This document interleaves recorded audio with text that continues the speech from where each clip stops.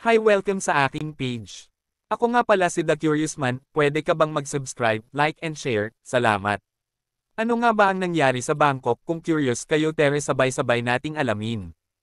Kamakailan, muling nagtrending ang Bangkok hindi dahil sa magagandang templo o masarap na street food, kundi dahil sa mga sinkhole na biglang bumubuka sa mga kalsada.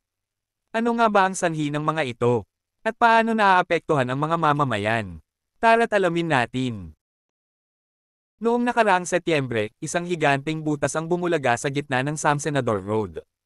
Aabot sa 1,500 toneladang konkreto ang ginamit para takpan ito, ngunit biglang huminto ang operasyon ng matuklasang may underground tunnel network pala sa ilalim. Nagdulot ito ng traffic, paglikas ng mga residente, at pangamba sa kaligtasan ng mga gusali. Pero bakit nga ba nagkakaroon ng sinkhole? Ayon sa mga eksperto, posibleng dulot ito ng mga konstruksyon sa ilalim ng lupa, pagguho ng lupa, o kahinaan ng mga tubo. Ang mas nakababahala, may mga ulat na ng mga lamat sa kalsada bago pa man bumuka ang sinkhole. Ibig sabihin, maaaring may babala na pala na hindi napansin. Hindi lang sinkhole ang problema. Noong Marso taong 2025, isang malakas na lindol sa Myanmar ang yumanig hanggang Bangkok, na nagpagiba sa isang 33 palapag na gusali sa Chatuchak, 19 ang nasawi, 75 ang nawawala. Nagtulak ito ng tanong, sapat nga ba ang mga pamantayan sa kaligtasan ng mga gusali dito?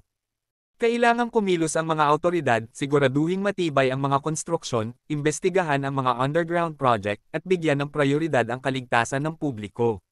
Sa panahon ngayon, hindi na pwedeng risk lang tayo kapag may nangyayaring sakuna. Dapat handa tayo before pa man ito bumuga. Ang Bangkok ay isang lungsod na puno ng kasaysayan at potensyal.